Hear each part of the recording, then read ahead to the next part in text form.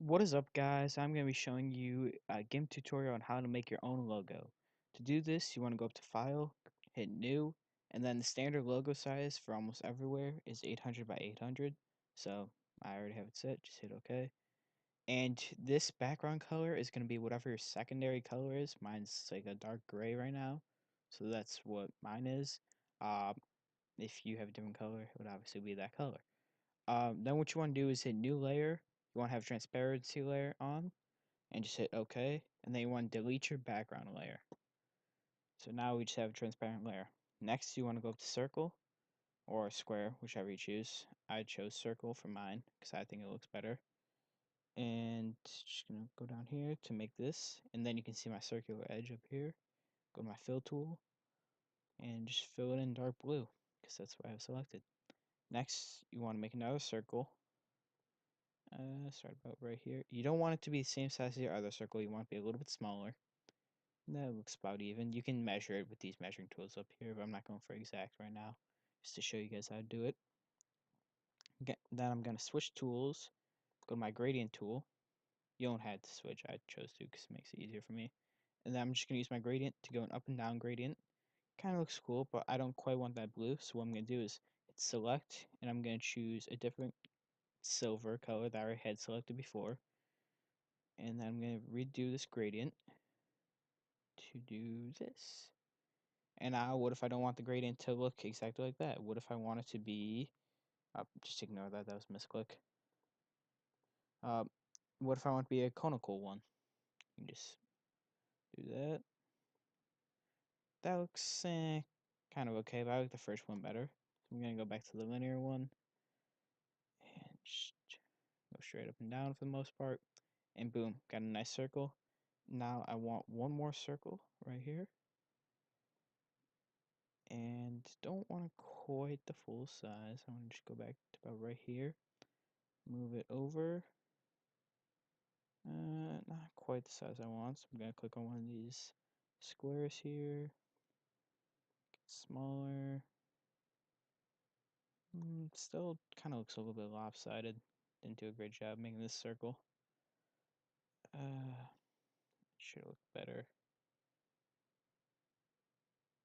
Yeah, that looks pretty okay. For this last one, I want to go back to my blue, my recent colors, and fill tool.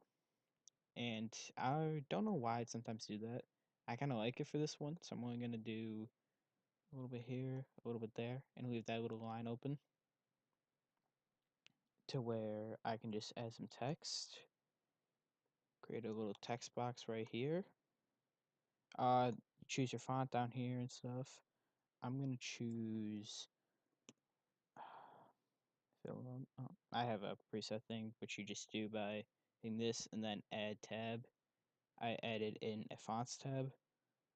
So I have a fonts tab already set in. I'm just gonna scroll up. Sometimes it doesn't let me search. It may just be my Gimp.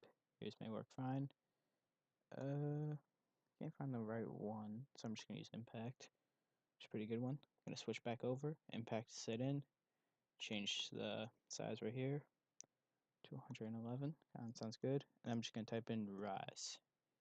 And then obviously you can't see it because it's selected blue. So I will just pick a color real fast that you should be able to see.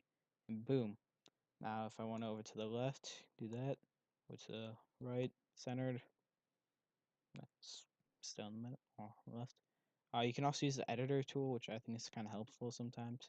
It's just this moved over here, but I don't want that. I think this looks pretty cool here, but I want to make like a little shadow effect. So what I'm going to do is click off that. I'll click onto this layer, hit duplicate layer, and then I'm going to highlight this over and make it a black color. So there's my black. And then I want to select my move tool here. Move this layer just a little bit, maybe a little bit down too. And I want to switch the order of these layers. Yeah, it's not a big enough shadow, I can't really tell that's there. So more kind of precise. Depends on how precise you want it. Looks pretty good. You can see a good little black shadow around there. That kind of lines are kind of annoying me right now, so I'm just gonna. Oh,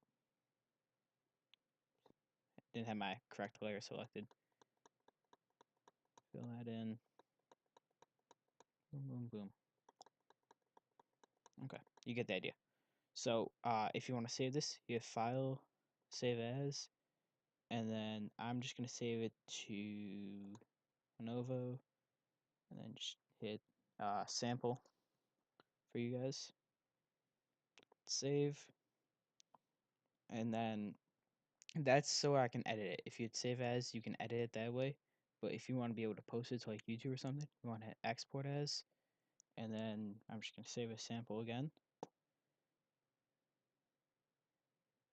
Export, and then sometimes it takes a little bit of a while to export. Then you have your video exported or your picture exported. So then I will switch over to Google Chrome real fast. Oh, actually, no, not Google Chrome. It'll be easier to show you guys this in Paint. So computer, sorry about that. Should not have opened up Google Chrome.